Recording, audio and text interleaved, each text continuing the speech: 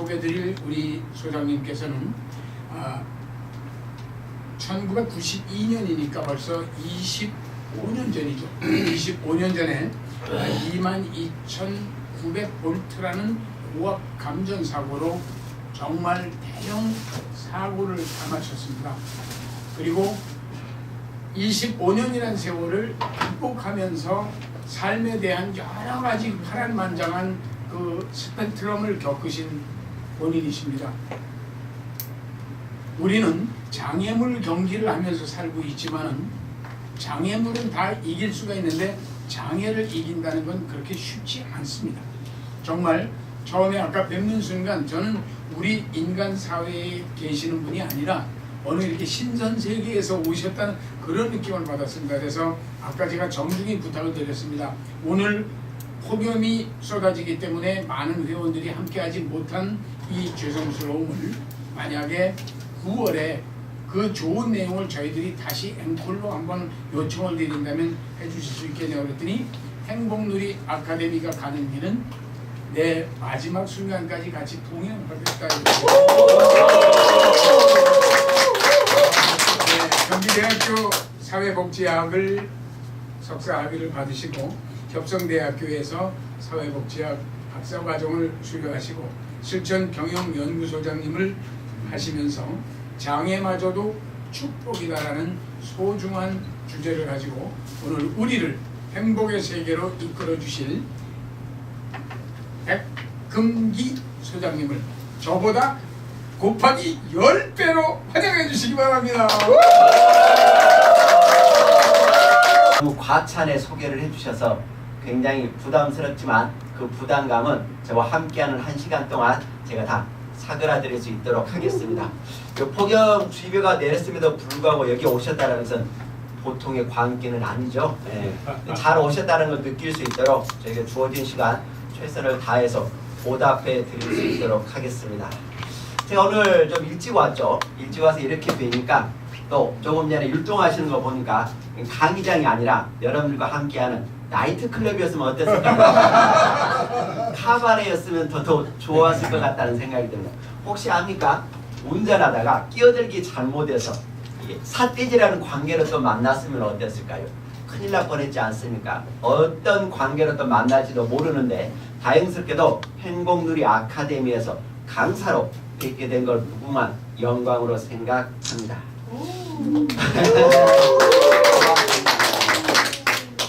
올 들어 가장 물 좋은 곳이 바로 여기가 아닌가 하는 생각이 들어요.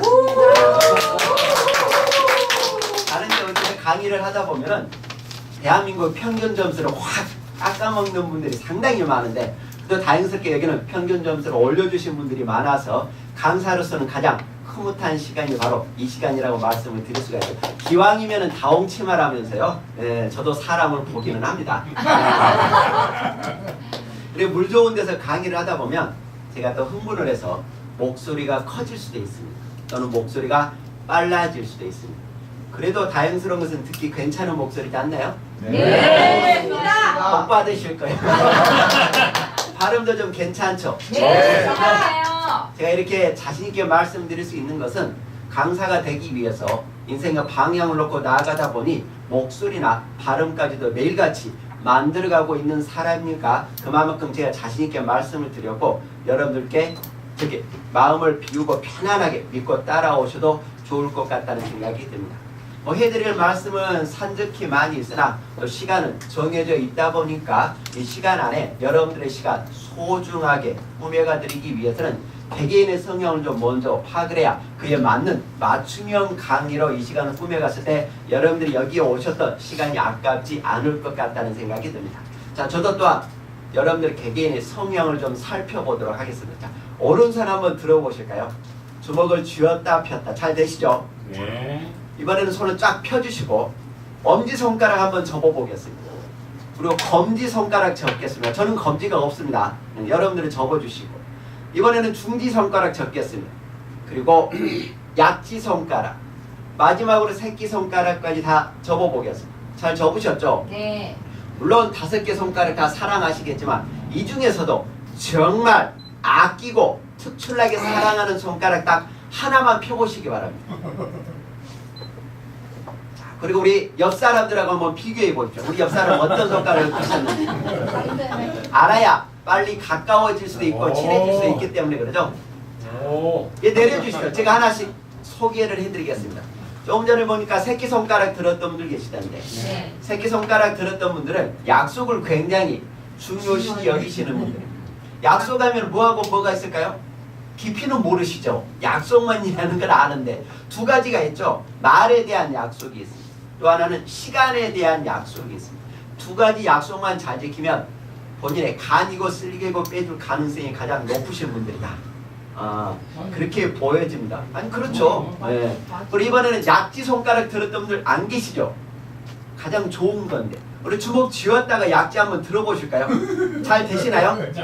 안 되시죠. 근데 이분들은 변태기가 좀 강하십니다. 굳이 안 들어지는 걸 들 때는 이유가 있겠죠. 그래서 이런 분들은 잠재력이 좀 강하신 분들이에요. 또 하나는 개성이 좀 강하셔서 제 강의를 들으시면 그 잠재력을 제가 끌어내 드릴 수 있도록 하겠습니다. 이번에는 중지손가락 들었던 분들 계시나요? 마침 여기는 안 계신 것 같아요. 대한민국 사회에 가장 불평 불만이 많으신 분. 모든 건 다 욕으로 해결하려는 성향이 좀 강하다. 팬들 잡으면 3분 이내에 육도문자가 나갈 가능성이 가장 높죠. 네. 하지만 제 강의를 들으시면 불평 불만 사라지고 얼마만큼 내가 살고 있는 게 행복한 건지 제가 느낄 수 있도록 해드리겠습니다. 이번에는 검지손가락 들었던 분들 계시죠? 네. 여러분이나 저나 지금까지 살면서 가장 많이 받았던 게 뭘까요? 그렇습니다. 지적질. 충고 지적질 정말 많이 받고 살았을 겁니다. 저는 나오는 순간까지도 와이프한테 옷꼬라지가 그게 뭐냐고 지적질 받았으니까 마침 잘 입었는데도 그래요. 근데 가장 못 받고 살았던 건 뭘까요? 그렇습니다. 바로 칭찬과 격려는 받지 못했을 거라고 봅니다. 하지만 저는 지적질 안 받고 칭찬과 격려를 받을 수 있는 강의로 만족도를 높여드리겠습니다. 조금 전에 보시니까 엄지손가락 가장 많이 들으셨던데 엄지손가락 이렇게 감싸놨는데도 불구하고 이걸 굳이 끌어냈을 때는 이유가 있겠죠. 근데 이런 분들은 좀 똘끼가 강하신 분들. 뭔가를 하려고 하면은 반드시 똘끼는 필요합니다. 어떤 식으로 흘러가느냐가 중요하겠죠. 근데 이렇게 황금 같은 주말, 휴가 기간인 주말, 더군다나 이렇게 가장 강력한 폭염이 내리는 이런 시간에 오셨다는 것은 대박 나시기 위해서 오시지 않았을까요? 맞죠? 네. 오늘을 통해서 멋진 내일을 만들어 가시기 위해서 오셨을 거라고 봐요. 그래서 엄지손가락 들었던 분들은 둘 중에 하나입니다. 대박 아니면 쪽박인데 오신 여러분들은 반드시 대박 나실 수 있는 강의로 만족도를 높여드릴 수 있도록 하겠습니다. 이런 분위기 너무 좋아요. 오늘 선택하기 잘했다는 생각이 듭니다. 네. 이제 개개인의 성향까지 다 파악을 했으니 본격적으로 강의를 시작해 보도록 하겠습니다. 물론 아시는 분도 계시겠지만 앞에 서 있는 저는 사실은 왼쪽 팔과 다리가 다 의족구스입니다. 들어오십시오. 편안하게. 괜찮습니다. 이제 막 시작하셨으니까요. 왼쪽 팔과 다리가 의족구스로 살아간 지 올해로 어느덧 25년째가 됐습니다. 그럼에도 불구하고 저는 제 인생을 원하는 대로 만들어가고 있습니다.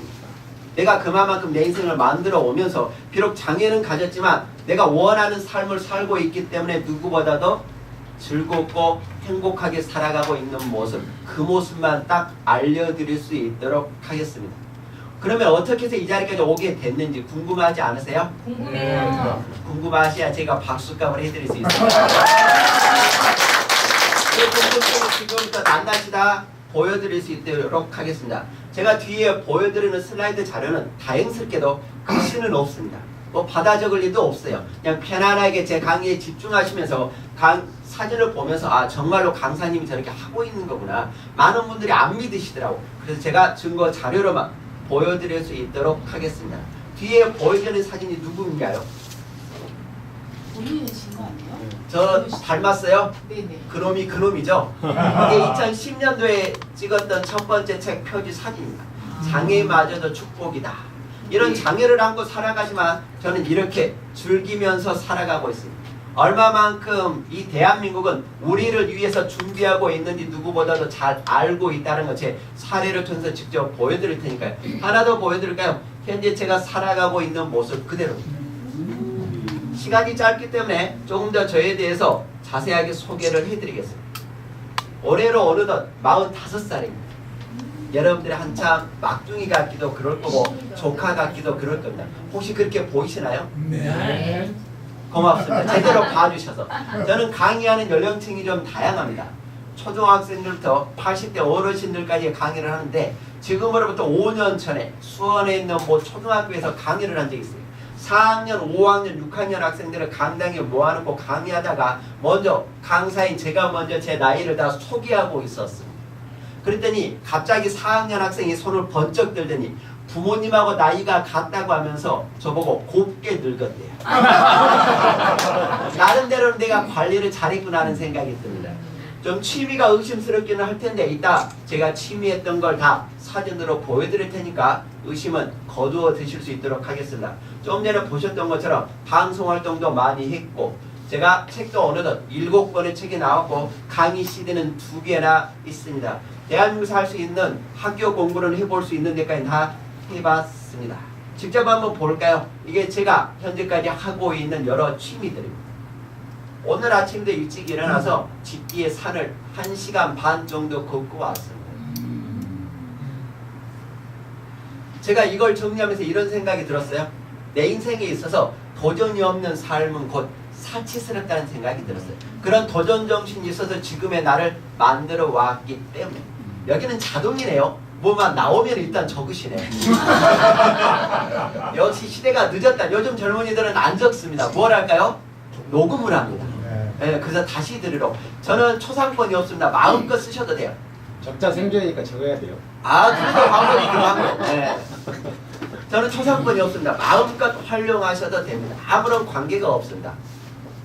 그래서 제가 요즘에도 어김없이 저에게 맞는 도전을 하고 있는 게 있어요. 요즘 제가 성대모사에 도전을 좀 하고 있습니다. 기왕 얘기가 나왔으니 하나 해드릴까요? 예. 실망하지 않으시겠어요? 네. 자, 요령이 있더라고요. 알고 나면 다 방법이 있더라고. 운전할 때도 다 방법이 있듯이 어느 분 해드릴까요? 막 희연미 이런 분 나오지 않을까요? 조용필. 여러분들의 의견을 수렴을 해서 제 마음대로 하겠습니다. 할 수 있는 건 정해져 있습니다. 2010년도부터 2012년도까지 제가 3년 동안 방송국을 거의 라디오 생방송 때문에 갔던 경험이 있어요. 거기 1층이 주차장입니다. 본관에 보면 거기 1층이 주차장이에요. 저는 항상 1층에다가 주차를 하고 계단으로 2층을 올라갑니다. 라디오 생방송실을 가기 위해서. 제가 한 번은 주차를 하고 계단으로 올라가고 있는데 많이 아는 사람, 얼굴 봤던 사람이 헐레벌떡 뛰어가더라고. 그게 바로 김건모였습니다. 내 앞에 지나갔던 사람은 김건모의 매니저였어요. 방송일 때문에 아무튼 늦었나 봐요. 그래서 헐레벌떡 뛰어갑니다. 김건모도 반갑게 인사를 하고 싶었는데 바쁜 것 같아서 헐레벌떡 계단으로 뛰어가면서 다리로 헛디뎌서 계단에다가 무릎을 찧었어요. 찧으면서 하는 말이 아야 했는데 제가 방금 아야라는 성대모사가 똑같지 않나요? 누구나 찌면 아야 할 텐데 실망하실 것 같았어요. 요즘 나름대로 연습을 하고 있습니다. 그 연습 덕분에 그런 작은 도전 정신 때문에 제가 지금 이렇게 활동하고 있다는 거죠. 작은 도전이라고 너무 깊이 보지 마십시오. 작은 도전이 나중에 크게 성취감을 안겨다 드릴 거니까 지금 보신 것처럼 뭔가를 하려고 할 때는 좀 뻔뻔함도 좀 필요하다라고 봅니다. 제가 어릴 적 환경을 잠깐이나마 좀 소개해 드리겠습니다. 저는 사남이녀 막내로 태어났습니다. 10살 때까지 초가집에서 호롱불 켜고 살았어요. 뒤에 보여지는 사진처럼. 더 놀라운 건 아버님이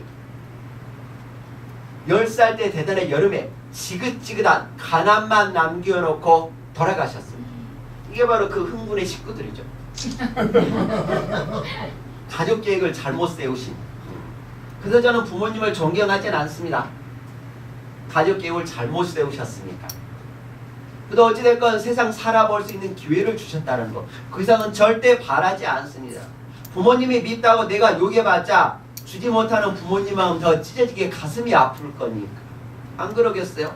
저는 딱 한 가지만 바랍니다. 어찌됐건 내 인생 바꾸는 건 나에게 달려있었던 거라서 살아갈 수 있는 기회를 주셨다는 그 이상은 절대 바라지 않습니다.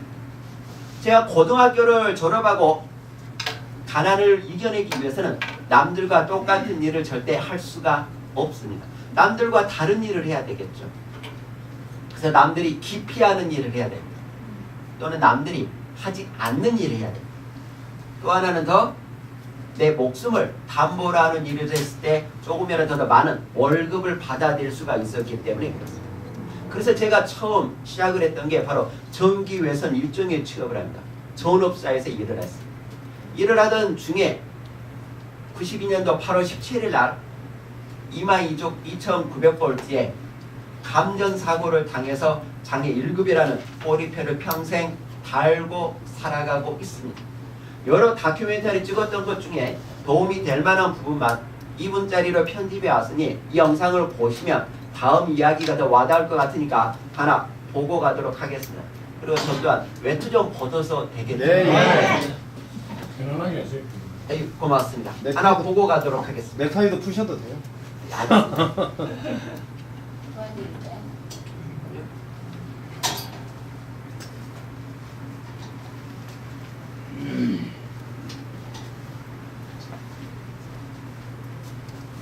가난한 집안에서 자란 백금기 씨. 집안을 일으키겠다는 꿈 하나로 위험한 만큼 높은 임금을 받을 수 있다는 전기회선 일종에 취업한다. 하지만 20살의 꿈은 그리 오래 가지 못했다. 1992년 8월 17일 전신주 작업 도중 22,900볼트의 감전사고를 당한 금기 씨. 죽음을 넘나든 두 차례 수술로 왼쪽 팔과 다리를 잃고 남겨진 건 온몸의 화상뿐.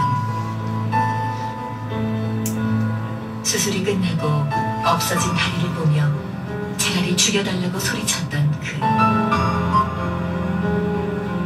눈앞에 있는 화장실에 가면서도 몇 번이나 넘어져야 했던 그. 무력감에 휩싸인 채 고통의 시간이 흘렀다.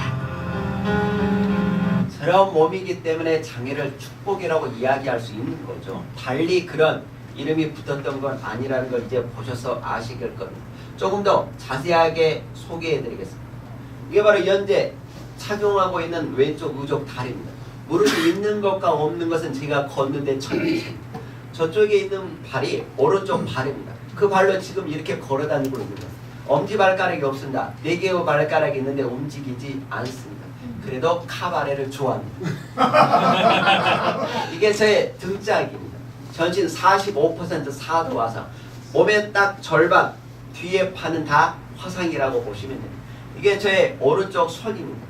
상처투성이고 흉측스럽게 생각하실 수 있지만 지금은 저에게 가장 사랑스럽고 고맙고 자랑스러운 저의 손입니다. 조금 더 자세히 보여드릴까요? 현재 제가 이게 착용하고 있는 제 의족과 의수입니다. 의족은 2kg, 의수는 1kg, 몸에 3kg을 달고 살아가고 있습니다. 어때 보이시나요? 안쓰러워 보이시나요? 아니요. 전혀 그러지 않을 겁니다. 네. 지금으로부터 25년 전에 저 같은 장애인을 보면 뭐라고 했을까요? 우리 솔직하게. 저도 마음의 상처를 너무 많이 받고 살아서 지금은 그렇게 부를 사람이 아무도 없습니다. 왜? 내가 더 잘 나가니까. 내가 더 행복하니까. 내가 더 성공 추세 부재의 반열에 올라 있으니까. 어느 누구도 지금은 저에게 손가락질할 사람이 없지만 25년 전에는 다 바보, 병신, 그리고 동물의 원숭이 쳐다보는 것처럼 흉내내고 따라하고 정말 가슴의 상처를 많이 안고 살았습니다. 특히 지난 과거에는 대한민국에서 장애인으로 산다는 것은 상상하기 어려울 정도의 가슴 아팠던 시절이 있었습니다. 어찌됐건 장애를 안고 다시 살아가게 됐는데 가 너무 컸었던 거죠. 그러던 것 중에 어찌됐건 인생 한번 바꿔보고 싶었어요. 정말 인생 한번 멋지게 바꿔보고 싶었어요. 나에게 손가락질하라고 욕했던 사람들을 다 깔아 뭉기고 싶었어요.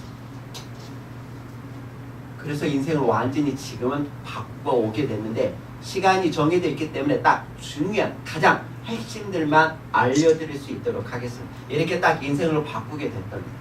제가 그래도 인생 바꾸고 싶어서 공부하던 것 중에 여러 가지 방법이 있더라고요. 제가 빡세게 노력 안 하고 쉽게 인생을 바꿀 수 있는 방법도 제가 알았습니다. 가족 같으니까 제가 편안하게 하나씩 알려드리도록 할게요. 그 첫 번째가 있습니다. 첫 번째는 우리가 선택할 수 없는 영역입니다. 그게 뭘까요? 그게 바로 부모입니다. 부모는 우리가 선택할 수 없잖아요.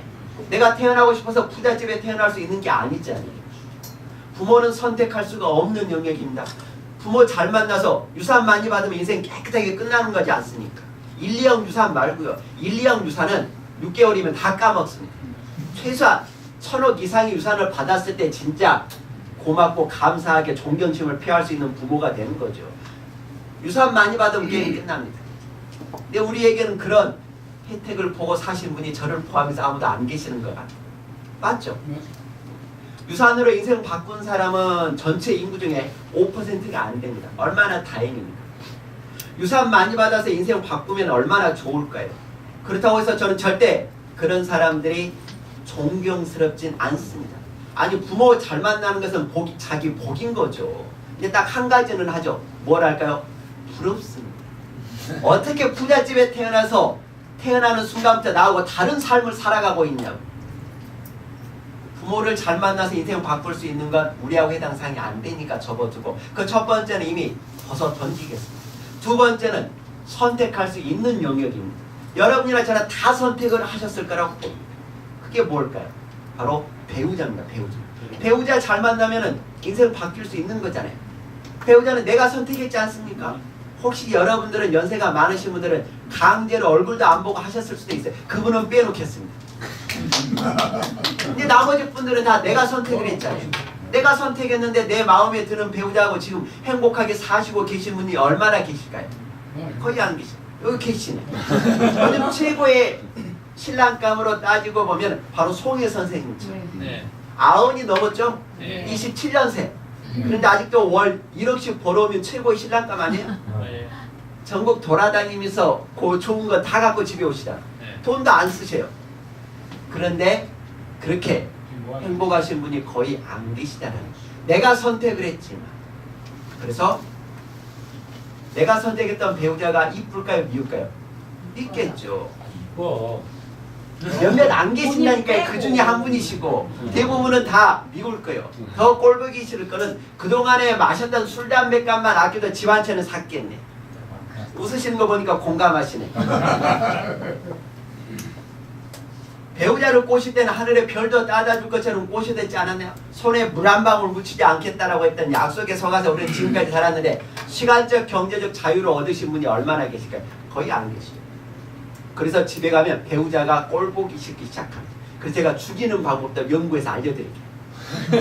문제점과 답을 제가 같이 드리겠습니다. 꼴보기 싫은 내 배우자를 조용히 죽이는 방법, 신랑 죽이는 방법 알려드릴게요. 이거는 부부만이 가능합니다. 배우자가 잘 때 새벽 2시부터 첫 닭이 울기 전까지 자고 있을 때 아래토리를 다 벗기세요. 팬티까지 다 벗기세요. 그리고 마데카소를 반 통씩 똥구멍에다 바르세요. 이때 정성스럽게 발라야 돼요. 2주를 정성스럽게 바르면 똥구멍이 사살이 차올라서 막혀서 죽는 거죠. 조용히 죽일 수 있다. 완전 범죄에 해당이 됩니다. 조용히 없앨 수가 있습니다. 배우자는 내가 선택했지만 내가 마음에 들지 않는 경향이 많다라는 거죠. 그래서 배우자 바꾸신 분이 있을까요? 없을까요? 많죠. 많습니다. 10쌍 중에 3쌍은 배우자를 바꿨는데 그놈이 그놈입니다. 선진국으로 갈수록 그래서 이혼율은 높아지는데, 더군다나 또 하나는 45% 이상은 또 올라가지도 않아요. 왜 그럴까요? 바꿔봤더니 그놈이 그놈이라는 걸 아는 거예요. 근데 웬만하면 데리고 그냥 사는 겁니다. 배우자는 내가 선택을 했지만 마음에 들지 않는 거예요. 그 세 번째가 있죠. 근데 믿을 수 있는 건 누구밖에 없을까요? 나밖에 없는 거예요. 가끔 이런 분들이 계세요. 자식을 믿을 수 있다고. 자식을 믿었다가는 애들을 2번 죽이는 꼴입니다. 또 설명을 해드릴게요. 잘 나가는 아들은 누구의 아들일까요? 악모야. 나라의 아들은 나라의 아들. 나란 일 해야 돼요. 돈 잘 버는 아들은요. 아까 말씀하신 그렇죠. 사돈네 아들, 사돈네. 돈 못 벌고 못 났을 때는 누구 아들? 내 자식. 그때 내 자식이에요. 그래서 캥거루족이라는 얘기가 그때 나오는 거예요. 장가간 아들은 큰 도둑입니다. 시집간 딸은 예쁜 도둑. 며느리는 좀도둑. 아시네. 손주들까지 같이 왔어요. 이건 떼간 도둑, 떼간 도둑. 죽이도 살리도 이런다고 하죠. 어르신들이 보고 싶어서 왔을 때 좋고 간다고 하면 더 좋고. 아우 잘하시네. 애들은 믿을 수 없습니다. 가장 그래서 안타까운 시대에 계신 분들이 베이비 부머 세대. 정말 안타까워요. 나라가 책임도 못 져주잖아요. 부모를 모셨던 마지막 세대. 또 하나는 자식들로부터 부양을 받지 못했던 첫 번째 세대라는 거예요. 어찌됐건 믿을 수 있는 건 나 자신밖에 없습니다. 그럼 네 번째가 있죠. 나를까지 믿었는데 다음은 무슨 일을 하면서 인생을 바꿀 건지 무슨 일을 해야 될까. 그래서 어렸을 때 그가 딱 앞도로 들었던 얘기가 있잖아요. 전문직에 종사하라고. 그랬을 때 남들에게 부러움도 사고 돈도 많이 벌고 의사, 변호사 이런 사람이었죠. 하지만 지금은 의사, 변호사로는 인생을 바꿀 수 있는 영향이 없습니다. 지금은 완전히 시대가 바뀌었기 때문에. 요즘은 뭐가 대세일까요? 여기 이사장님도 계시지만 뭐가 대세일까요? 바로 내가 죽을 때까지 할 수 있는 일이 있는 사람만이 최고예요. 평생 직업만이 지금은 존재하는 세상에 왔기 때문에 그렇습니다. 이런 얘기가 있죠. 40대, 50대까지 직장 생활하고 있으면 국가적 경사입니다. 경사. 오죽했으면 4, 5정 5, 6도라는 얘기가 그냥 나온 게 아닙니다. 요즘은 계속 정년, 기업체에서의 정년 나이는 52세까지 떨어졌습니다. 60이 넘어서까지 직장 생활하고 있으면 이거는 8대 불가사의라고 할 정도입니다.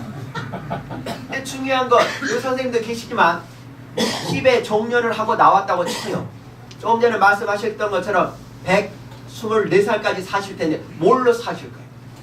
기껏 3, 40년 근무해가지고 그걸로 나머지 100몇 살까지 살까요? 택도 없는 얘기입니다. 아무리 못해도 여러분이나 저는 무조건 90 이상은 다 사실 거라고. 그때까지 뭘 하실 건지. 그래서 반드시 필요한 게 평생 직업을 이야기할 수밖에 없는 거예요.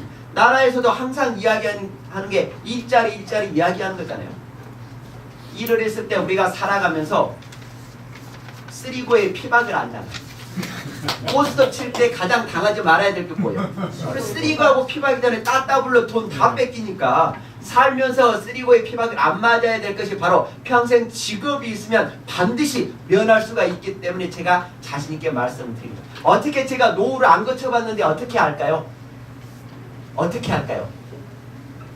궁금하지 않으세요? 저는 여러분들 나이보다 훨씬 어린데. 많이 들었습니다. 그렇죠. 공부를 그래서 학자라는 얘기를 듣는 여러분들보다 그래서 학회도 많이 다녔고 노인학회도 많이 다녔고 그래도 논문도 이렇게 많이 들으면서 제가 그동안 공부했던 걸 종합적으로 재미있게 설명을 해드리는 거예요. 의사가 꼭 자기 배를 갈라봐야 다른 사람을 치료할 수 있나요? 아니잖아요. 임상이라는 게 있잖아요. 해부학이라는 게 있는 거고. 그래서 제가 여러분들께 말씀드릴 수가 있는 겁니다. 그래서 노인복지를 박사과정까지 다 마쳤기 때문에 자신있게 말씀을 드리는 거예요. 평생 직업이 있을 때 노후에 쓰리고의 피박을 면할 수가 있기 때문에 말씀을 드리는 거죠. 평생 직업이 있으면 얼마든지 변할 수가 있습니다. 누구나 다 그걸 바라고 이 자리에 오시지 않았겠어요? 맞죠? 그래서 첫 번째 알려드리겠습니다. 첫 번째 질병, 여기 원고 맞는 게 바로 노후에 질병 걸리는 거예요. 여러분들은 거의 질병하고 좀 거리가 멀 것 같아요. 노후에 질병 걸리는 원인을 찾아봤더니 대부분은 지난 과거에 젊었을 때의 생활, 식습관에 의한 질병이 95%를 차지합니다. 5%는 뭐냐? 그게 바로 유전적 영향, 그게 바로 가족력이라고 하는 거죠. 근데 이미 몸에 안 좋은 생활 식습관들이 다 갖고 있잖아요. 그럼 노후에 어떻게 한꺼번에 질병을 예방할 수 있냐? 제 강의를 들으셨으니까 정신적 건강과 육체적 건강을 한꺼번에 예방할 수 있는 걸 알려드리겠습니다. 근데 잘 오셨다는 얘기예요. 네. 복 받으셨다는 얘기죠. 한꺼번에 예방할 수 있는 건 바로 사랑을 하는 거. 사랑 안 해보셨어요? 사랑할 때 세상이 가장 아름답게 보이지 않나요? 그때 가장 긍정적으로 마인드가 바뀔 때가 바로 진한 사랑을 할 때입니다. 20대 사랑과 70대 사랑 어느 사랑이 더 뜨거울까요? 맞죠. 70대 사랑 못지 않습니다. 아직도 사랑하시잖아요. 그러니까 항상 부산에서 올라올 수 있을 정도의 열정이 있는 거죠. 그러지 않으면 쉽지 않는다고. 기왕 사랑 얘기가 나왔으니 이런 사랑이면 어떨까요? 칠순잔치가 넘었는데도 불구하고 와이프 보고 흥분할 수 있는 사람. 최고죠, 최고. 원래 성은 아름다운 겁니다. 건전한 성은 진짜 질병을 예방할 수 있는 최고입니다. 근데 우리가 학교에서 건전한 성을 배우지 않고 어떻게 배웠나요? 독하들 있잖아요. 독하. 음지에서 이상하게. 그래서 그런 거죠. 원래 노인의 건강 중에 성은 최고입니다. 기왕 성 얘기가 나왔으니 시골 사랑과 서울 사랑의 차이점이 있습니다. 시골 사랑, 시골 친구가 한 번은 서울 친구에게 놀러를 왔어요. 서울 친구의 집 구경을 하고 있는데 서울 친구가 전날 밤에 남편과 뜨거운 사랑을 나눴던 흔적, 즉 콘돔을 미처 처리하지 못하고 안방 쓰레기통에 그냥 보이게 처박아 놨어요. 시골 친구가 서울 집 구경하면서 둘러보다가 머리털 나고 처음 본 거예요. 콘돔. 이걸 들고 뭐라고 물어봤어요. 서울 친구가 아니 어젯밤에 뜨거운 사랑을 나눴던 흔적이다. 시골 친구가 아무리 뜨겁게 사랑을 해도 이렇게 껍딱 벗겨지게 하면 어떻게 할게요. 인종을 맞이하신 어른이 나에게 다가오는 간호사님의 치마 길이를 보면서 의식을 잃었다 찾았다는데 이건 호스피스 간호사실에 있는 분들의 얘기입니다. 왜? 성은 그만큼 우리에게 중요한. 어르신들은 충분히 이해가 가실 거예요. 숟가락들 힘만 있어도 인정하시죠? 아니 그럼요. 그만큼 성이 있다라는 것은 내가 건강해지고 있다라는 얘기. 내가 몸이 아프면 절대 성은 떠올릴 수가 없기 때문에 그렇습니다. 그것도 또한 내가 평생 직업이 있으면 질병으로부터 예방할 가능성이 높잖아요. 왜? 규칙적으로 또박또박 하루하루 생활을 할 거니까. 그래서 평생 직업이 질병을 예방할 수 있는 첫 번째 고라고 얘기합니다. 두 번째 고는 뭘까요? 많이 이슈화되어 있는 이게 바로 빈곤입니다. 빈곤. 대한민국에서 노인 빈곤율은 49.6%입니다. 2명 중에 1명은 빈곤에 휩싸여 있어요. 이렇다고 하죠. 노 부부가 임대료가 들어가지 않는 내 집에서 편안하게 노후 생활하려면 월 얼마가 있어야 된다고 하시나요? 여러분들은 확실하게끔. 여자는 210만 원, 남자는 아니다 반대. 남자가 여자보다 더 많아. 노부부가 같이 사시는데 최소한 260만 원이 있어야 됩니다. 그래야 손주들 왔을 때 손 안 떨리고 용돈 줄 수 있는 할아버지가 된다는 얘기예요. 근데 이것도 계속 올라가야죠. 왜? 물가 상승률이 있으니까. 요즘 같은 때 더 올라가야 돼요. 학회에서는 그렇게 얘기해요. 노인의 학회에서는 260만 원. 그래서 대한민국 때려 죽이다 우리의 노후를 책임져 준다 못 준다? 못 주잖아요. 기초노령연금 요즘 얼마 받습니까? 20만 4,010원. 4,010원 깎으시면 안 돼요? 얼마 전에 뉴스 보니까 내년 6월 달부터 25만 원까지 올린다고 하는데 올린다고 한들 뭐합니까? 물가 상승률이 더 높은데 25만 원 받았다고 해서 노후 생활이 즐겁나요? 전혀 그러지 않아요. 그래서 세 가지를 준비하라고 했습니다. 세 가지.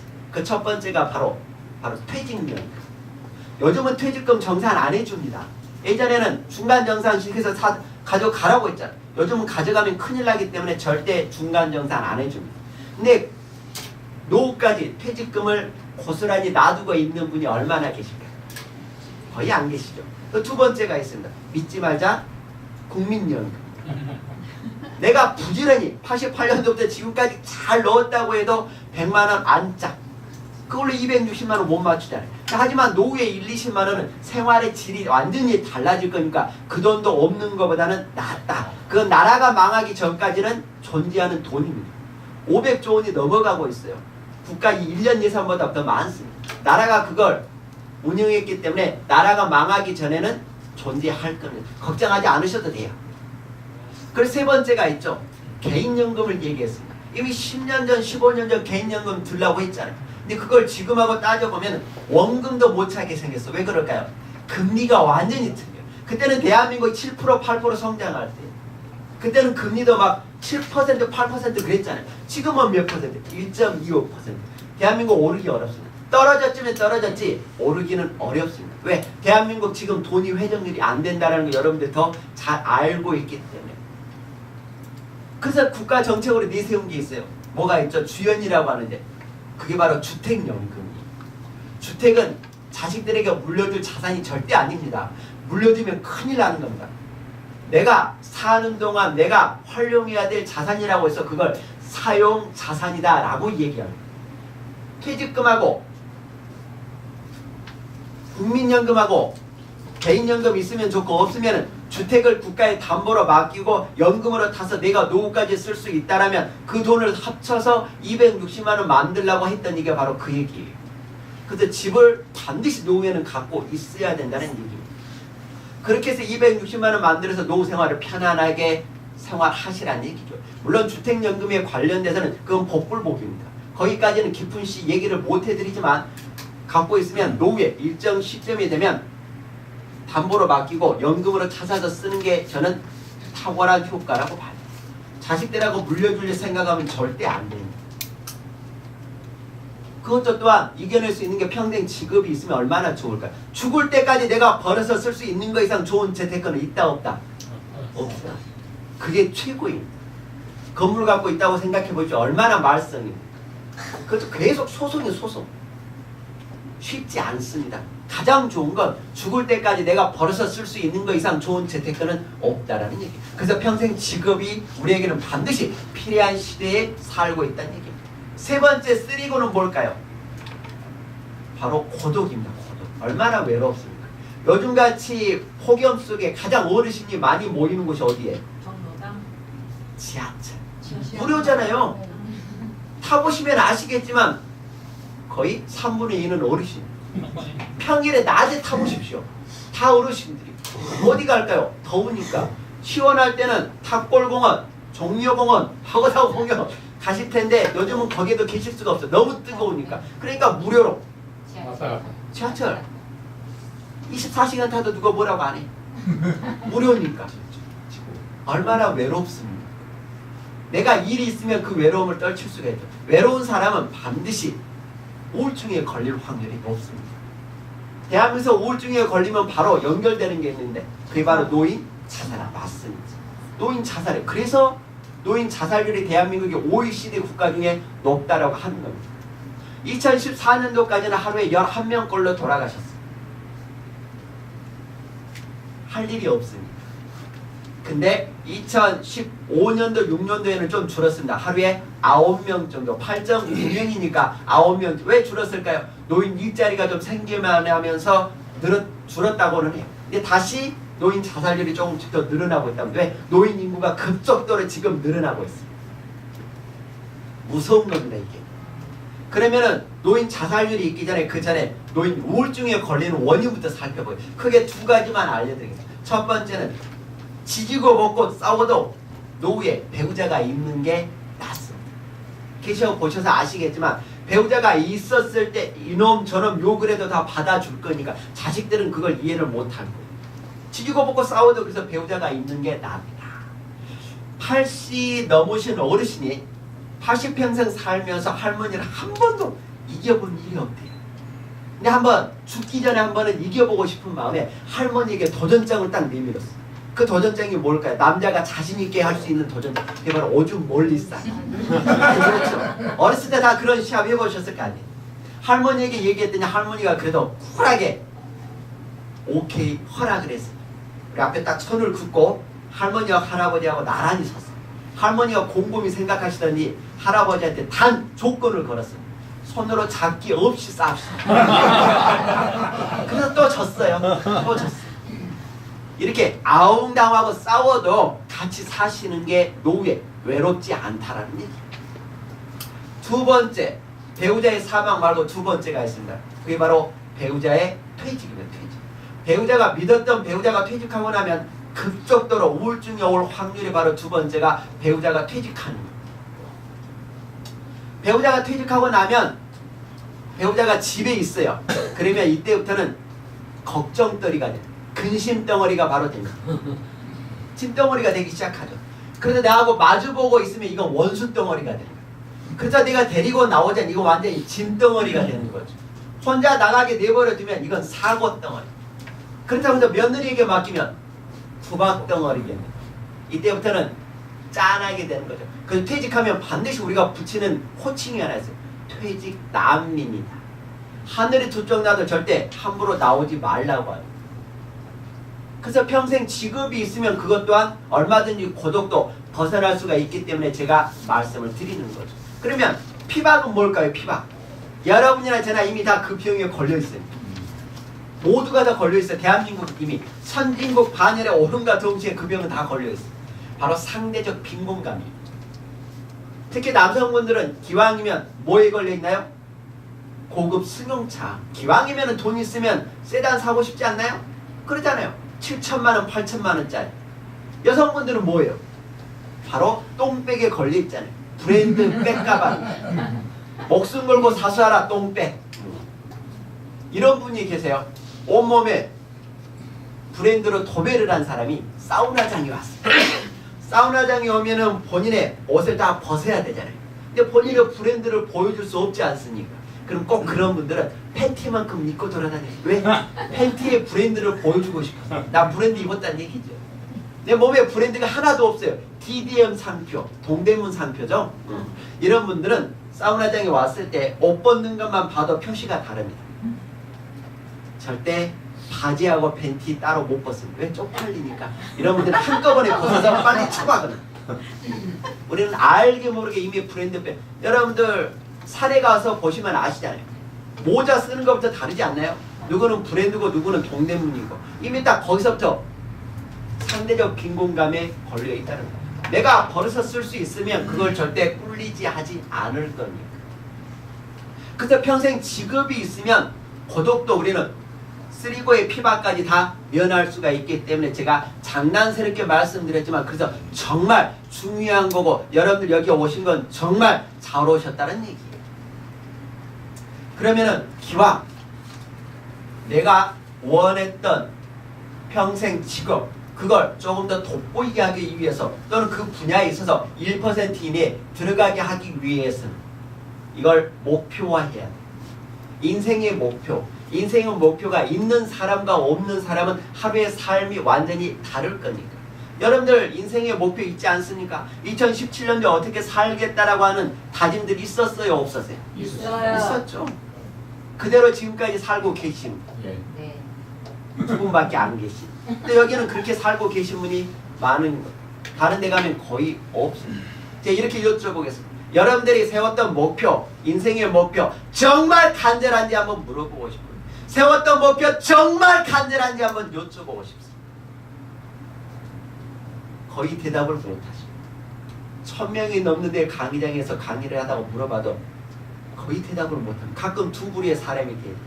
첫 번째 부류는 제가 소리 들으니까 졸다가 얼떨결에 하고 대답하고 근데 그분은 상황 파악하고 다시 자니까 영은 잘하고 내버려두고 두 번째 부류는 진짜 마음에서 우러나와서 대답을 합니다. 여러분들도 물론 마음에서는 대답을 다 하셨을 거라고 봐요. 물론 큰 소리로 얘기만 못했을지언정 그분들을 위해서 두 번째 질문 드리겠습니다. 그 목표대로 살다가 죽어도 후회하지 않을 정도의 목표입니까? 그 목표대로 살다가 죽어도 후회하지 않을 정도의 간절한 목표입니까? 라고 물어보면 거의 대답을 못해요. 1000명이 넘는 데서 강의를 하다가 물어보면 가끔 한두 명이 대답을 합니다. 1년 후에 보면 정말 원하는 위치에 탁탁 올라가 있는 거예요. 기왕 살아가는 거라면 내가 원했던 그 간절한 목표를 달성했을 때의 성취감이 더 좋고 행복감이 더 크기 때문에 그렇습니다. 제가 그렇게 하지 않았으면 제가 지금 이 자리에 있지 못할 거니까. 장애를 안고 살아가고 있는 것과 기왕이면 성공출세 부자로 멋있게 살아갔을 때 행복감 완전히 다르지 않을까요? 시간적 자유를 얻고 경제적 자유를 얻었을 때 저는 행복감이 더 크다라고 봐요. 그러지 못한 사람이 그냥 합리화하느라고 이렇게 살아도 괜찮아요 그러는 거지. 그러면은 그 간절한 목표를 이루기 위해서 제가 왜 이렇게 간절함을 먼저 이야기하는지 목소리 높여 이야기하는지 잠시나마 저의 투병 생활 때를 좀 말씀해 드리도록 하겠습니다. 저도 그런 간절함이 있어서 다시 살게 됐고 지금의 나를 만들어냈다라면 충분히 간절한 목표는 인생을 바꿀 수 있다고 보실 수 있는 거죠. 투병 생활 때를 잠깐이나마 말씀을 드리겠습니다. 제가 지금으로부터 25년 전에 16m 전봇대 위에서 이런 큰 길가에 있는 전봇대가 거의 16m일 거예요. 16m 전봇대 위에서 열심히 작업을 하던 중에 왼쪽 팔이 22,900V의 고압의 감전 사고를 당했습니다. 왼쪽 팔로 들어와서 왼쪽 다리로 빠져나갔습니다. 전기가 이렇게 스파크가 일어나면 뭐가 붙었을까요? 집에서 합선이 일어났다고 생각하면 바로 불이 붙었겠죠. 온 등에다 불이 붙었어요. 그래서 저는 전신 45% 사도 화상을 입었다고 말씀을 드리는 거고, 환자들 중에 가장 불쌍한 환자가 어떤 환자인가요? 화상 환자. 네. 진단서를 끊을 수 없습니다. 치료 기간이 정해져 있지 않습니다. 그렇다고 방치해둘 수도 없는 거잖아요. 하루에 한 번씩 소독을 해야 되잖아요. 저에게 하루에 한 번씩 소독하러 오면 일단 침대 주변에다가 비닐을 깝니다. 그리고 빨간 약 있죠. 포타진이라고 하는 빨간 약을 일단 온몸에 한 반 통씩 뿌립니다. 그리고 한여름이었기 때문에 썩어 들어가는 살을 잘라내고 차오르는 고름을 의료용 수세미로 빡빡 문지르고, 제가 할 수 있는 건 오직 한 가지, 이를 앙당 물고 참는 것밖에 다른 방법이 없었어요. 몰핀이라고 하는 마약을 맞았는데도 불구하고 그게 듣지 않아서 너무너무 소리를 고래고래 지르다가 의식을 잃었던 적도 몇 번 있었으니까. 그래도 제가 할 수 있는 건 딱 한 가지밖에 없습니다. 왜? 살고 싶었으니까. 장애로라도 한번 살아보고 싶었어요. 그때 나이가 제 나이가 20살이었어요. 20살에 다쳤고 25년 살았으니까 45살이 맞는 거죠. 어찌됐건 한번 살아보고 싶었어요. 이를 앙당 물고. 그때 그 살고 싶은 간절함이 있었기 때문에 지옥 같았던 치료를 제가 참고 이겨낼 수가 있었던 겁니다. 이렇게 일어나서 제가 간절한 목표를 세워놓고 그걸 이루기 위해서 지금까지 빡세게 살면서 지금의 나를 만들었다는 것은 간절함이 얼마만큼 우리를 인생을 바꿔줄 수 있는 건지 제 사례를 통해서 제가 말씀을 드리는 거죠. 이런 얘기가 있지 않습니까? 성공, 출세, 부자를 따라다니지 말라고. 그럼 뭘 따라가냐? 내가 세웠던 간절한 목표를 위해서 살다가 보면 성공으로도 안내해주고 출세의 길로도 안내해주고 부자로도 만들어주더라는 걸 내가 직접 경험해 보니까 그 얘기가 알게 됐더라는 얘기. 그런 간절한 목표를 달성하기 위해서는 반드시 해야 할 첫 번째 과제가 있습니다. 그게 바로 가지를 쳐내야 됩니다. 썩은 가지는 쳐내야 살아있는 가지에서 꽃도 피우고 열매도 맺고 수확도 할 수 있는 거지 않습니까? 많은 사람, 아마도 대부분일 거예요. 정말 내가 세웠던 간절한 목표가 있으면 그 목표를 위해서 정면 돌파하는 사람들이 극히 없습니다. 좀 더 쉬운 방법을 위해서 여기도 좀 기웃거려서 이것도 좀 해보고 저기도 기웃거리보고 저것도 좀 해보고 그러면서 뭐라고 하나요? 우리 주변에서 흔하게 들리는 말, 그래서 인생은 한 방이라고 이야기하지 않습니까? 저는 그런 사람들 보면 이렇게 이야기하고 싶어요. 그럴 시간에 본인의 실력을 끌어올려서 자기 분야의 전문가가 되는 게 우선이라고 말씀을 드리고 싶습니다. 본인이 그 분야의 전문가가 됐을 때 우리는 절대 말 실수를 하지 않을 거니까. 본인이 실력이 없을 때 말 실수하지 않나요? 왜? 지기 싫으니까. 쪽팔리니까. 여러분들은 이해가 빠를 겁니다. 옛날에는 그런 게 있었죠. 시골에서 잔치 중에 하나가 바로 그 집 아들 돌잔치도 큰 잔치였지 않습니까? 어느 집이 돌잔치가 있어요. 아들 돌잔치. 동네 사람들 다 가서 식사도 하고 또한 축하도 좀 해주고 그러지 않습니까? 그 돌잡이를 보고 다 한마디씩 덕담하지 않나요? 어휴, 대통령감이네, 장군감이네, 어떻게 다 한마디씩. 옆집 아주머니가 그 돌잡이 주인공의 고추를 이리저리 자세하게 살펴보면서 꼭 실력이 없으니까 말실수를 해. 살펴보면서 이렇게 얘기했어요. 어휴, 어쩜 이렇게 지 열비하고 똑같이 생겼냐 고추다. 지 예비고추를 어떻게 알았까요?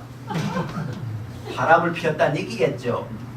그래서 그 행사를 또 난장판 만들었다는 얘기가 있어요. 내가 실력이 없으면 나 자기도 모르게 그런 말실수를 하게 돼 있습니다. 우리 오죽 말실수하면서 삽니까? 내가 실력이 없으니까 그걸로 말로 커버하다가 실수를 하게 돼 있습니다. 저는 이 정도로 가지치기를 했습니다. 하겠다라고 하는 게 이 시대 최고의 인생의 방향이고 목표인데, 아버지 기일날에도 강의가 오면 아버지 기일날 가지 않았어요. 8월 17일 날은 사고가 난 날이라 팔과 다리가 묻혀있는 저만의 산소에 찾아다녔었는데 그런 날도 강의가 오면 가지 않습니다. 거기 쫓아가는 게 중요하지 않았다는 얘기죠. 다시 한번 말씀드리자면 하고 싶은 거 다 하고 먹고 싶은 거 다 먹고 놀고 싶은 거 다 놀고 난 후에 나를 불러주기를 바라면 그건 곧 도둑놈이십니다. 어느 누구도 주변에서 내 개인적인 사생활 이해해가면서 나를 초대 강사로 불러줄 사람은 없는 겁니다. 없어요. 누가 그럴 사람이 있을까요? 저는 그걸 모든 걸 다 나를 초대해줬던 쪽에 일정을 맞춰서 하는 거예요. 그게 바로 경영학에서 말씀드리면 그게 선택과 집중인 거죠. 선택을 했으면 집중을 해서 그 분야에 반드시 1% 이내에 들어갈 수 있게 만드는 게 저는 우선이라고 보는 겁니다. 요즘 이렇게 비교 설명해 드릴 수가 있겠죠. 요즘 주변에 보면 김밥집들 얼마나 많습니까? 내가 김밥 장사를 하더라도 힙히 볼 게 아닙니다. 김밥 장사를 하더라도 김밥에 관하는 대한민국 1% 이내에 들어가면 대박나는 집이. 김밥으로 그래서 빌딩 사는 사람들 있지 않나요? 어떻게 김밥 장사로 30년 40년 하냐고. 다른 사람 입맛을 완전히 사로잡냐고. 30년 40년 동안 노력했다면 그 집을 따라갈 임자가 없다라는 얘기예요. 제가 가장 좋아하는 TV 프로가 바로 생활의 달입니다. 호떡 만드는데 30년 40년 노력합니다. 안 그런가요? 꽈배기 만드는데 반죽부터 시작해서 3, 40년 노력합니다. 그 메뉴 하나 우리가 하찮게 생각할 수도 있는데 그 메뉴 하나로 대박나는 집이잖아요. 그 동네를 다 사버릴 정도예요. 그 꽈배기를 먹기 위해서 전국에서 모여드는 손님들을 뭐라고 볼까요? 그 정도로 노력을 해야 돼요. 그리 안 하면 절대 1%에 들어갈 수 없기 때문에 대충 해놓고 잘 되기를 바란다. 택도 없는 얘기예요. 이런 분이 계셨어요. 60대 중후반에 어느 어르신이 있었어요. 그러니까 삶에 있어서 가지치기를 못하고 이것도 해보고 실패하고 저것도 좀 해보고 하는 것마다 실패했는데 어느덧 나이는 60대 후반이 됐어요. 본인에게 남는 건 뭐밖에 없을까요? 바로 빚밖에 없는 거예요. 가족들이 이미 다 무능한 아빠라고 뿔뿔이 흩어졌고 도저히 이제 대출도 안 되잖아요. 살아갈 가치가 없다고 생각하고 떨어져 죽으려고 했어요. 떨어져 죽으려고. 그리고 작은 야산에 이렇게 딱 올라갔습니다. 더 이상 가치가 없다. 나는 떨어져 죽어야 되겠다. 죽기 전에 마지막으로 세상이나 한 번 더 보자. 쫙 훑어보는데 저 아래쪽에 누군가가 열심히 막 춤을 추고 있어요. 아니 본인은 떨어져 죽으려고 하고 있는데 누군가는 춤을 추고 있잖아요. 그래서 다시 한번 자세하게 봤어. 더 놀라운 건 양팔이 없는 장인이 막 이렇게 즐거워서 막 춤을 추고 있어요. 도저히 궁금해서 못 죽겠다라는 얘기예요. 그래서 내려가서 물어봤어요. 무엇이 이렇게 즐거워서 춤을 추고 있습니까? 라고. 춤을 추는 장인이 당신이 보기에는 내가 즐거워서 추는 걸 보여. 사실은 저는 똥구멍이 가려운데 긁지 못해서 몸을 열심히 이렇게 비꼬고 있을 뿐이요. 기왕 알게 됐으니 똥구멍이나 긁어주고 가시오. 이분이 머리 안 얻어맞은 것처럼 머리에 뚜껑이 열렸다 닫혔던 것처럼 그때 깨달았어. 그게 바로 두 번째가 바로 왕년을 잊어야 돼. 지난날에 젖어 있으면 절대 지금의 내 모습이 보인다 안 보인다? 안 보여. 내 지금의 현실을 인정하기 위해서는 지난 과거는 반드시 내다 버려야 돼. 저 또한 그런 가슴 아팠던 적이 많이 있어요.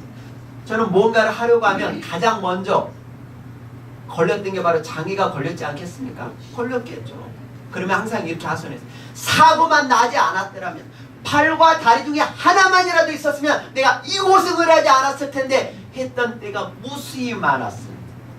그렇게 생각할 때는 미래가 안 보여. 왜? 지난 과거에 젖어 있고 지금의 내 모습을 인정할 수 없는 시간이기 때문에. 그러면서 제가 느낀 게 있어요. 지금의 내 모습은 지난날에 살아온 결과물이라는 걸 제가 느꼈어요. 여러분도 다 인정하시고 여러분이나 저나 지금의 이 모습은 지난날에 살아온 결과물이잖아요. 그러면은 마음이 좀 덜 아프니까 좀 짠하게 여쭤보겠습니다. 성적표로 물어보겠습니다. 지금의 내 모습은 지난 과거에 어떻게 살아왔느냐에 따른 인생 성적표다. 인생 성적표다. 지금의 인생 성적표 마음에 드세요? 네. 네. 몇몇 분 계시네. 끝까지 대답을 하시는 거 보면 정말 행복하십니다. 많은 분들이 대답을 못해요. 지금의 내 인생 성적표에 있어서 마음에 드는 사람들이 그만큼 없다라는 얘기예요. 저도 또한 그때 당시에는 마음에 안 들었습니다. 그렇다고 해서 낙담하진 않았습니다. 왜? 앞으로 1년 후의 성적표, 5년 후의 성적표, 10년 후의 성적표는 내가 지금부터라도 빡세하게 노력해서 원하는 인생 성적표를 받아내면 되는 거니까. 그때 그 희망이 있었기 때문에 저 또한 비록 장애로 살아가지만 누구보다도 빡세하게 살아가면서 지금의 나를 만들어 왔다는 거죠. 그때 그 희망이 있었기 때문에. 그 희망이 있는 사람은 절대 열정이 식지 않는다라는 걸 제가 느꼈습니다. 그렇다고 해서 제가 인생 동기부여가 되겠다고 해서 매일같이 꾸준하게 가다 보면 힘들고 지칠 때가 있을까요? 없을까요? 있죠. 많은 사람들이 없는 줄 알아요. 저도 없이 그러는 있습니다. 100% 있어요. 가다 보면 내가 가는 길이 맞는지, 내가 진짜 정상에 설 수 있는 건지 의심할 때도 있고, 가다가 힘들고 지치다 보면 때려치우고 싶을 때도 있었어요. 그때 제가 했던 행동이 바로 이런 교육받으러 다닙니다. 강의 듣고 교육받다 보면 그래, 내가 지금 이럴 때가 아니네. 나도 정신 차리고 다시 공부해야 되겠네. 다시 한번 나를 깨우면서 시들어가는 열정을 흔들어 깨웠던 때 바로 교육받는 게 있었기 때문에 그래요. 앞으로 여러분들은 살아가면서 힘들고 어렵다는 얘기는 하기 어려울 것 같은데 왜 그럴까요? 저 같은 장애를 가져서도 원하는 대로 살고 있는데 그렇지 않는 저보다 신체적 조건이 좋은 여러분들이 앞으로 힘들다라는 얘기를 하진 어렵겠죠. 그랬을 때는 이제는 직무유기에 해당이 될 거니까. 대한민국에서는 강사가 약 10만 명이 됩니다. 10만 명 중에 하필이면 저를 만나버렸을 거예요. 대부분입니다. 그래서 제가 이제 말씀드리려고요. 이런 자리에 저를 초대해 주신, 저를 처음 안내해 주신 저기 계시면 최단단 대표님이 저를 소개해 줬고 이문태 소장님이 안내해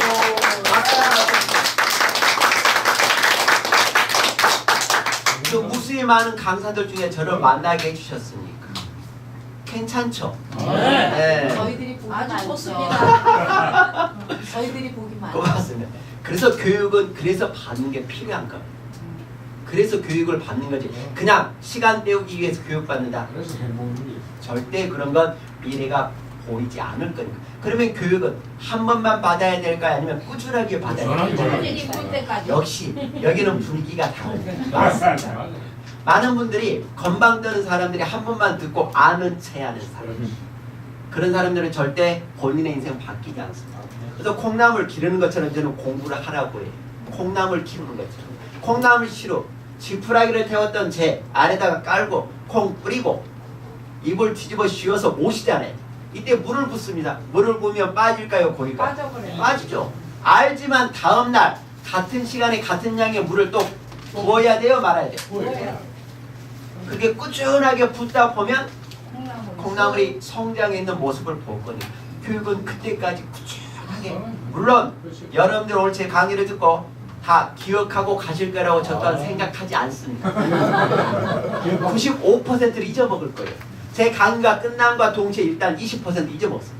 그리고 오늘 일정 다 끝내고 저 뒤에 문을 나가면 40% 잊어먹을 거예요. 집에 돌아가시면 70% 잊어먹었어요. 집에 가셔서 샤워하시고 주무시기 위해서 베개에다 머리를 갖다 대면 95% 잊어먹었어요. 그래서 5%라도 남아야 내가 다음에 또 찾아다니면서 공부를 하게 된다는 얘기. 그나마 잊어먹으면 오늘 하루는 쫑나는 거예요. 오늘 하루는 여러분들의 인생에 있어서나 제 인생에 있어서나 두 번 다시 오지 않을 이 시간이기 때문에 그렇습니다. 그래서 교육받으러 정말 잘 오셨다는 얘기예요. 그 여러분들 시간 제가 허투루 쓰지 않겠다는 얘기도 바로 그런 얘기입니다. 제가 노인복지로 공부하면서 어르신 인터뷰를 정말 많이 했어요.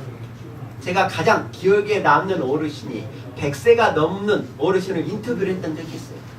연구와 관련된 거 다 질문을 하고 제가 개인적으로 요담으로 이런 걸 여쭤봤어요. 100년이라는 세월을 사시면서 주변 사람들과의 관계, 지지고 볶고 별별 사람들이 다 있었지 않겠습니까? 그 사람들과의 관계를 어떻게 유지해 오셨습니까? 라고 제가 여쭤봤어요. 그 어르신이 이렇게 얘기하시더라고요. 주변 사람들 얘기에 신경 안 썼대요. 그런 거에 신경 쓰면 내가 일찍 죽었을 거라고 얘기하시면서 그런 거에 신경 쓰지 말고 딱 두래요. 딱 뒀더니 나보다 다 일찍 뒤졌어. 그러면서 이렇게 얘기하셨어요. 백 선생은 주변 사람들 말에 흔들리지 말고 소신껏 살라고 하더라고요. 지난 과거에 그 얘기가 바로 그 얘기입니다. 그게 바로 인내하면서 모욕감까지 참아내라는 얘기예요. 지난 과거에 제가 동기부여 강사가 되겠다라고 했을 때 주변 사람들이 하라고 했겠습니까? 다 손가락질하고 욕했겠습니까? 솔직하게 손가락질하고 욕했겠죠. 네가 뭘 강사가 된다고 어유 병신 삽질하는 별 얘기를 다 듣고 살았어요. 하지만 저는 참아낼 수가 있었죠. 왜? 강사업계 1%에 들어가는 멋진 성공자를 봤기 때문에 참아낼 수가 있었어요. 그렇게 꾸준하게 와신 상담하면서 참으면서 2012년 정도가 됐었을 겁니다. 그때 당시에 석사학위도 끝냈죠. 방송 활동도 활발하게 했죠. 강의 활동도 활발하게 했죠. 책도 여러 번 냈죠. 나를 손가락질하고 욕했던 사람도 제 소식을 들었을까요? 안 들었을까요? 들었겠죠. 이제는 인생 역전됩니다. 이제는 한 번만 만나달라고 연락이 옵니다. 어떻게 해서 인생이 바뀌게 됐는지 제가 그때 느꼈어요. 내 인생 바꾸고 나면 주변에서 나를 욕했던 사람들도 다 기어오더라는 거 내가 그때 느꼈습니다. 근데 지금은 어느 누구도 저에게 손가락질하고 욕할 사람이 아무도 없다는 내 인생을 완전히 바꿔버렸습니다. 만일에 제가 중간에 내가 하는 일에 있어서 의심을 하고 포기를 했다면 어떻게 됐을까요? 저는 그 사람들의 놀림감밖에 되지 않습니다. 놀림감밖에 안 되잖아요. 그 사람들 말에 말장난에 지나지 않을 겁니다. 하지만 저는 인내하면서 모욕감까지 참아내고 내 인생을 바꿨다면 그 사람들의 코를 납작하게 바꿀 수 있다는 걸 제가 직접 보여줄 수 있었으니까 인생은 저는 이렇게 바꿨기 때문에 첫 번째 뭐 부모 잘 만난 것도 아니고 배우자를 잘 만난 와이프가 저를 잘 만났겠죠. 그걸 믿을 수 있는 건 나밖에 없었던 거고 나에게 주어진 거는 내가 죽을 때까지 하고 싶은 일을 1% 이내 반열에 올리기 위해서 빡세하게 노력해 와서 여러분들을 만났다는 충분히 가능성이 있다는 겁니다. 제가 하고 있는 일도 충분히 평생 직업적으로 가능합니다. 대한민국은 앞으로 선진국으로 가면서 인적 자원을 극대화하는 거 교육이 선진국형이기 때문에 제가 하는 일도 죽기 전까지는 할 수 있는 일이기 때문에 그렇습니다. 직접 제 자료를 통해서 보여드릴게요. 이게 바로 제 평생 직업입니다. 간절한 목표입니다. 기왕이면은 대한민국에서 1% 이내 도장을 한번 찍고 내려오고 싶은 생각이 간절합니다. 그렇게 하기 위해서 어떻게 살았는지 보여드릴게요. 이게 현재 제가 나를 팔아내기 위해서 나를 홍보했던 겁니다. 제가 썼던 7권의 책 중에 저게 다 제가 택배로 보냈어요. 교육 담당자라든지 컨설팅 대표들에게 나를 팔아내기 위해서 오죽했으면 우표를 제 얼굴을 넣었을 거야. 우표에 나를 한 번이라도 더 기억해 주기 위해서 저게 있는 게 제 아침마다 편지 쓰는 편지 장고입니다. 거래처 장고. 아침마다 3통의 편지를 쓰고 있어요. 그러면서 우표를 내 얼굴을 넣었습니다. 좀 더 비싸게 해서라도 나를 팔아내기 위해서. 세계는 팔아내기 위한 전쟁 아닐까요? 대한민국도 세계에 팔아내야 되잖아요. 기업도 팔아내기 위해서 수억의 돈을 들여서 홍보 영상 찍고 있는 거잖아요. 개인도 팔아내야 조금 더 많은 월급을 받아내기 위한 노력을 하는 거잖아요. 저도 내 자신을 팔아내야 돼요. 동기부여 강사라고 해서 누가 알아줍니까? 나를 팔아내기 전에는 아무도 알아주지 않을 거니까. 직접 하나 또 보여드릴까요? 이게 저의 2017년도 목표입니다. 저도 똑같이 내가 원했던 목표대로 그대로 살아가고 있어요. 이게 1년 목표입니다. 이게 바로 8월달에 있는 게 월 목표입니다. 월 목표. 1년 목표를 다시 월로 쪼개어놨어요. 그리고 8월달에는 저는 저것만 하면 되는 거예요. 9월달은 9라고 있는 건 저건 한 달 목표를 다시 일로 쪼개어놨어요. 오늘 아침에는 일어나서 이런 얘기를 썼어요. 행복누리 아카데미 가면 어르신들에게 절대 뻥치지 말고 진심만을 이야기할 것을 선언한다. 아침에 그렇게 내가 내 자신을 갈고 닦았기 때문에 비록 어르신들 앞이지만 자신있게 내가 말씀을 드릴 수 있는 거예요. 또 자료를 말씀해 드릴게요. 이게 바로 석사 때 성적표예요. 기왕 학교 다니는 거라면 장학금 받는 게 저는 학생의 도리라고 봅니다. 아니 공부 열심히 해서 좋은 성적 받으면 학교에서 준다는데 그걸 안 하면서 우리는 무수히 많이 양보를 하고 살았는데 앞으로는 그런 양보를 하지 않으려고. 이게 박사 때 성적표예요. 그대로 다 보여주는 겁니다. 물론 깊은 얘기도 있습니다. 다 겸업을 하면서 일을 하면서 공부를 했기 때문에 그 성적표가 저에게 더 고맙다는 얘기죠. 학업에만 집중해서 받았다면 좀 덜 할 수가 있어요. 저는 활동 다 하면서. 그리고 이게 저의 아침 낮침. 저기 보시면은 금강 펜테리움 아파트라고 했죠. 요즘 아파트 이름이 왜 가면 갈수록 어려운 줄 아세요? 와이프가 저걸 얻었거든요. 와이프가 혹시 의심스럽습니다. 근데 요즘에 쉽게 한대요. 왜 그러냐면 네. 신호 안 돼. 신호 동반자 동반하니까 아 그래야 된대요? 그래가지고 바뀌었구만. 쉽게 한대. 어디에 가서 할머니가 리젠시벨 아파트를 물어보는데 욕을 하시더라고요. 아시는 분은 웃으실 거예요. 무슨 10벌 정도를 하는데 욕을 심각하게 하시더라고요. 이게 제가 아침에 새벽 4시 50분에 일어납니다. 그리고 아침마다 집 공원에 운동을 합니다. 제 몸이 말해주잖아요. 배가 하나도 없어요. 네. 그렇게 건강을 유지해 왔기 때문에 여기 1시간 강의지만 다른데 2시간, 3시간 강의해도 저는 쉬는 시간 없이 다이렉트로 쏩니다. 왜? 그 정도의 체력을 비축해 놨으니까. 결국 따지고 보면 체력 싸움 아닐까요? 체력 싸움. 내가 아무리 일이 많이 들어온들 뭐합니까? 체력이 딸려서 못한다고 하면 저는 더 이상 강의할 자격이 안 되는 겁니다. 항상 체력은 그렇게 평소에 비축해 둡니다. 아침 새벽 4시 50분에 일어나면 운동도 하고 반드시 거래처에 세 통화의 편지를 씁니다. 지난 과거에는 4년 반 정도는 이 목소리를 강사답게 만들기 위해서 발음을 표준어로 만들기 위해서 볼펜 물고 책을 4시간, 1시간씩 읽었어요. 한 4년 반 정도. 요즘에도 하고는 있습니다. 틈틈이. 저는 책을 보통 소리내서 읽습니다. 왜? 그래야 내 발음을 내가 또박또박 해가면서 전달을 할 수가 있기 때문에. 그래서 서두에 괜찮은 발음일 거라고 내가 자신있게 말씀을 드리는 거죠. 우리 아침 7시 반이 되면 비록 존경하진 않지만 사랑하는 어머니에게 아침에 문안 인사 전화드립니다. 1930년생이세요. 이런 장애 1급의 아들이 타양에 살 때 얼마나 걱정스러웠겠습니까? 안 그러겠어요? 내가 부모님에게 해줄 수 있는 거 내일 보여줄 수 있으면 어떨까 싶어서 아침마다 화상 전화를 합니다. 아침 7시 반이 됩니다. 어디에 가서 이 얘기를 했더니 어느 분도 따라서 하겠다고 부모님에게 잘하겠다고 하면서 그걸 따라서 했는데 한 3일은 부모님이 전화를 잘 받으시더래요. 4일째 된 날부터는 안 받으시더래요. 왜 그랬을까요? 아니죠. 뭘 또 달라고 할까 봐. 자식들이 부모에게 전화할 때는 이유가 있잖아요. 대부분 이유가 있을 거라고 봐요. 소통은 그런 게 아니라고 봐요. 여러분들은 자식들의 목소리 한번 듣는 걸로 하루가 즐겁고 행복하지 않습니까? 어머님도 그러셨어요. 단 한 번도 저에게 금은보화를 달라고 했던 적 없습니다. 자식의 목소리 한 번 더 듣고 싶어 했던 거지. 그걸 나는 수년을 해왔다는 거죠. 지금은 어머님이 연로하셔서 자식의 어머님 목소리만 들으면 어머님이 건강이 어떤지 진단이 될까요? 안 될까요? 바로 알 수 있죠. 그래서 어머님 편찮으실 때 형수님 보내서 할 수도 있었다는 얘기. 그게 가장 좋은 효 중에 하나가 아닌가 하는 생각이 들어요. 다른 금은보화보다. 이게 바로 제 가계부입니다. 가계. 아래 보시면 저도 월세 살았었잖아요. 위에 사진이 월세 42만 원. 월세 낼 때가 돈이 가장 아까웠어요. 아래가 전세 8천. 문정동입니다.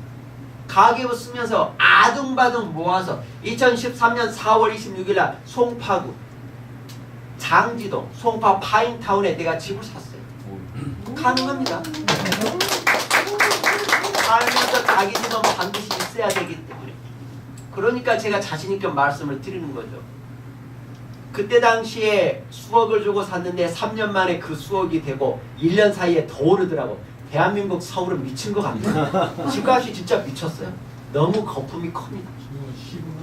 지금은 그래서 이사 갔어요. 작년에 여름에 서울에 있는 이 회색 도시가 싫었어요.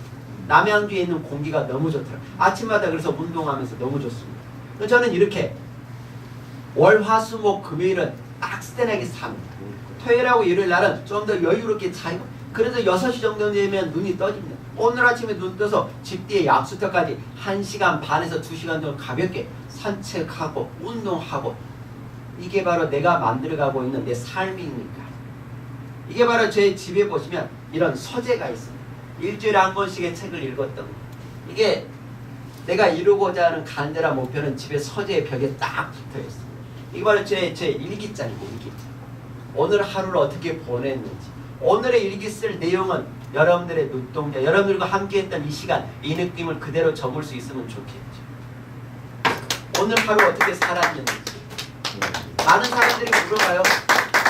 여전히 시선 때서 이런 분위기 너무 좋아요. 감동을 많이 받았어요. 아유 고맙습니다. 많은 사람들이 물어봐요. 왜 그렇게 빡세게 사냐고. 제가 장애가 있잖아요. 다른 피장애, 저보다 똑똑한 엘리트 등을 따라가기 위해서는 그들이 사용하지 않는 시간, 그들이 하찮게 여기는 시간을 저는 최대한 활용해서 지금의 나를 만들어내는 게 우선이었기 때문에. 사고 난 날도 아침에 어머님에게 다녀오겠습니다고 출근했는데 몸의 절반을 잃었잖아요. 하루가 너무너무 소중하다는 걸 알고 난 후에는 일기를 쓰고 있어요. 죽어도 후회하지 않는 하루하루를 살기 위해서. 혹시 압니까? 제가 가다가 무슨 사고를 당할지도. 하지만 저는 후회하지 않을 거예요. 내가 살고 싶은 삶을 나름대로 만들어가면서 살아왔기 때문에. 직접 하나 보여드릴까요? 이 아래는 지난 과거에 이렇게 살았습니다. 미래가 없이 벌레 씹은 인상을 하면서 지금은 이렇게 즐겁고 행복하게 살아가고 있는 모습 그대로를 보고 있습니다. 약속했던 시간이 이제 1시간이 다 됐죠. 좀 돼.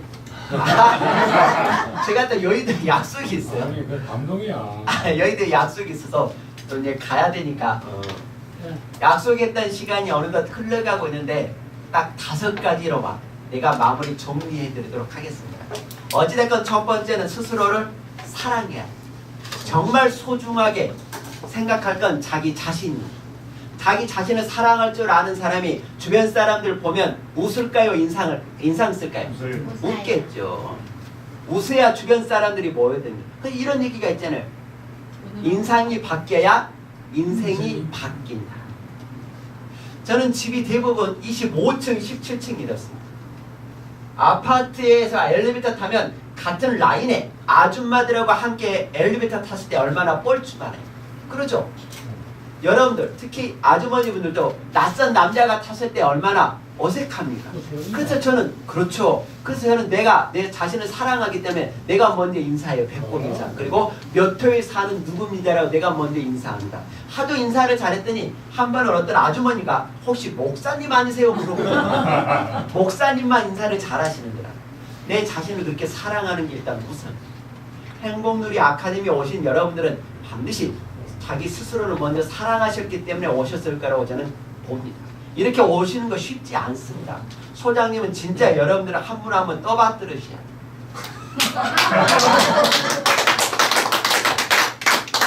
아무리 좋은 강사 모셔놔도 오시는 손님이 없으면 안 되잖아요. 그럼 오신 분들을 위해서 정말 최선을 다해서 행복감을 느낄 수 있도록 해주셔야 되는 게 바로 여기에. 감사해요. 이렇게 좋은 말. 저희가 수 감사해요. 여기 분위기는 반전이에요. 그래서 진짜 오신 분들 소중하게 모셔야 됩니다. 저 또한 인원에 관계가 없어요. 몇 분이 오셨든지 간에 여러분들에게 내가 안겨드릴 수 있는 건 안겨드리는 거예요. 그래서 이렇게 관계가 형성이 되는 거잖아요. 두 번째가 있습니다. 살면서는 반드시 간절한 목표는 있어야 돼요. 죽을 때까지 내가 하고자 하는 인생의 목표는 있었을 때 인생이 후회스럽지 않습니다. 왜? 하고 싶은 걸 하다가 죽는 건 복일까요? 재앙일까요? 복이죠. 복이죠. 복입니다. 죽으면 하자 죽으면. 이런 얘기가 있죠. 고양이가 생쥐를 잡아먹기 위해서 열심히 쫓았습니다. 생쥐가 이리저리 뛰다가 쥐구멍으로 쏙 들어갔습니다.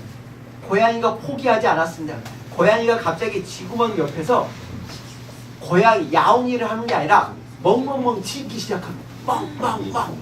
생쥐가 생각하기에 고양이가 같다라고 생각을 했겠죠. 그래서 쥐구멍을 나왔어요. 이때 고양이가 앞발로 채갔습니다. 그러면서 고양이가 이런 얘기했어요. 요즘같이 힘든 세상에 최소한 2개국어는 해야 먹고 살 수 있다. 간절한 목표가 있는 사람만이 자기 개발을 한다는 얘기예요. 간절한 목표 세워놨다라고 해서 내버려두면 이루어지나요? 절대 이루어지지 않죠. 그걸 이루어가는 과정이 더 즐겁고 행복하기 때문에 그런 게 있었을 때 자기 개발을 하기 위해서 여러분들이 오셨을 거라고 봅니다. 세 번째가 있죠. 반드시 부지런해져야 돼요. 물론 기본적인 기기는 하지만 많은 사람들이 이걸 쉽게 생각합니다. 절대 쉬운 거 아닙니다. 저는 새벽 4시 50분에 일어나서 하루를 빡세게 사랑하니까 주변 사람들이 소개해서 제가 이 자리까지 오게 됐잖아요. 저는 그래서 주변 사람들이 다 하나님, 천주님, 부처님이라고 생각해요. 그 사람들의 마음이 흔들었기 때문에 내가 부지런하지 않았으면 누가 저를 이 자리에 소개했겠습니까? 진짜 하나님, 천주님, 부처님은 70억 인구 돌보시느라고 바쁘세요. 바쁘세요. 내가 열심히 움직이기 위해서 주변 사람들 마음 흔드는 게 빠르지 그분들에게 부탁해봤자 그랬으면 세월호가 안 넘어졌어야지. 왜 넘어져? 안 그래요? 맞아. 그래서 일단 부지런해지는 게 맞습니다. 네 번째가 있어요. 부지런함이 있으면 반드시 꾸준해야 돼. 비가 오나 눈이 오나 바람이 오나 한결같이 부지런함과 꾸준함은 하루아침에 되지 않기 때문에 꾸준함 이야기할 때는 토끼와 거북이가 있는데 1탄은 아실 거고 2탄이 있어요. 2탄. 2탄에서는 토끼가 정신을 차렸어요. 1탄에서 졌잖아요. 낮잠 자다가. 2탄에서는 시합을 하는데 열심히 뛰어서 중간에 쉬지 않고 정상에 딱 갔어요. 누구보다도 열심히 뛰어서 정상에 갔는데 거북이가 먼저 와 있어요. 토끼가 깜짝 놀랐습니다. 거북이에게 물어봤어요. 어떻게 나보다 먼저 와 있을 수 있냐고. 토끼가 뭐라고 했을까요? 나도 열심히 수련해서 닌자 거북이 됐대. 닌자 거북이 뿅 해가지고 왔대. 반드시 꾸준함은 필요합니다. 부지런하고 꾸준한 사람은 내버려둬도 주변 사람들이 알아보고 먼저 소개해주고 먼저 아는 체 해주고 그 사람들을 먼저 데리고 가려고 할 거니까. 게으른 사람을 좋아하는 사람은 거의 없어요. 그래, 5번째, 그런 사람만이 자기가 원하는 행복한 삶을 살 수 있다는 얘기입니다. 그래서 제가 지금의 나를 만들었기 때문에 제가 자신 있게 말씀을 드리고 있는 거죠. 그러지 않으면 원하는 행복의 크기라든지 그건 주관적이기 때문에 다르겠지만 내가 봤을 때는 기왕이면 경제적 자유, 시간적 자유를 얻고 하고 싶은 거 다 여유롭게 하는 사람들의 행복이 저는 더 크다라는 걸 제가 해봤기 때문에 여기까지 해서 약속했던 시간이 다 됐어요. 질문 받을 시간이 있다는데. 질문 받기까지는 시간이 왜 대표적으로 개인적으로. 개인적으로 이거 하나만 딱 받아보겠습니다. 나왔으니까 하나만 궁금한 게 너무 많아. 하나만 여쭤보죠. 예. 저도 장애 아이가 있어요. 식물인간이었는데 살려서요. 아, 예. 네, 지금 23살이 됐어요. 네. 네, 아까 말씀 중에 강사시겠네요. 네, 그런 얘기를 해서 정말 아까 처음에 저는 인포메이션 하나도 안 받고 왔는데 이번에 듣고 보니까 2년 따라 간다더니 1년을 만났구나 이런 생각을 했습니다. 아이고, 너무 네. 감사합니다. 아쉽진 않으시죠?